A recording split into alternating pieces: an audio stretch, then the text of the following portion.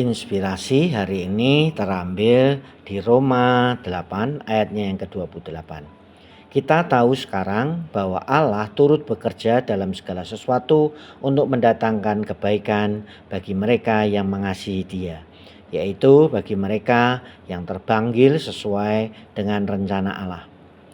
Peristiwa kehidupan hampir dapat dipastikan tidak selalu berjalan baik.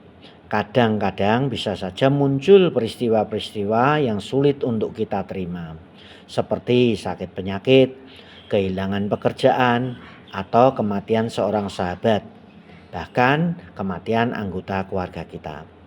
Pil pahit itu sulit untuk kita telan, dan itu seringkali membuat kita syok, dan ironisnya hal tersebut tidak dapat kita hindari. Percayalah, Tuhan selalu merancangkan sesuatu yang baik dalam hidup kita, bahkan saat kita tak dapat melihatnya.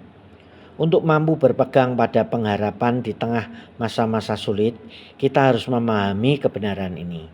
Alkitab mengatakan, kita tahu sekarang bahwa Allah turut bekerja dalam segala sesuatu untuk mendatangkan kebaikan bagi mereka yang mengasihi Dia. Alkitab tidak mengatakan bahwa setiap peristiwa dalam hidup kita akan berjalan baik, lancar, gampang. Dan kita sama-sama mengerti hal ini benar. Tetapi ketika kita mulai menjalankan hidup dengan benar, maka kita dapat melihat Allah ikut ambil bagian dalam pekerjaan untuk mendatangkan kebaikan bagi kita. Itu sama seperti seorang koki yang menyiapkan masakan. Pertama-tama, sang koki menyiapkan bumbu-bumbu pahit, getir, pedas, asam, dan bahan-bahan yang lain untuk diolah dan disatukan. Maka hasilnya masakan yang terasa lezat. Tuhan ingin membuat masakan yang lezat dengan hidup kita. Dan Ia ingin memakai hal-hal yang tidak enak, pahit, getir, berat tersebut demi kebaikan kita. Dalam nats ini Allah juga tidak berfirman bahwa segala sesuatunya bekerja seperti apa yang kita inginkan, atau bahwa setiap cerita akan happy ending. Tidak selalu kesepakatan bisnis akan berjalan mulus. Tidak selalu pasangan menikah akan hidup bahagia selamanya.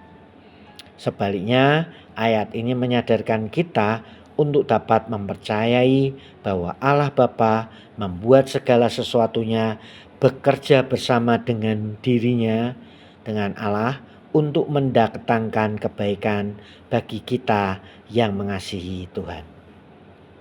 Bahkan kita tak bisa membayangkan kebaikan yang Tuhan telah persiapkan untuk kita di masa depan. Kita tak dapat mempercayakan permasalahan kita di saat ini dan di masa depan kepada diri kita. Namun kita harus mempercayakan masa depan kita dan masa sekarang ini kepada Tuhan. Sebab Dia selalu bekerja untuk kebaikan kita. Mari kita berdoa. Kami mengucap syukur ya Tuhan untuk setiap peristiwa yang pahit, getir, bahkan tidak enak yang kami alami. Ternyata itu semua hanya bagian kecil saja dari rencana yang terbaik, yang besar, yang Engkau sudah sediakan bagi kami untuk menerimanya. Dan terima kasih juga ya Tuhan, dari hal itu kami dapat melihat karya Tuhan bagi hidup kami di tengah-tengah situasi apapun yang kami jalani. Terima kasih Bapa, di dalam nama Tuhan Yesus Kristus kami sudah berdoa dan mengucap syukur. Haleluya, selamat pagi, selamat beraktivitas, Tuhan Yesus memberkati kita. Amin.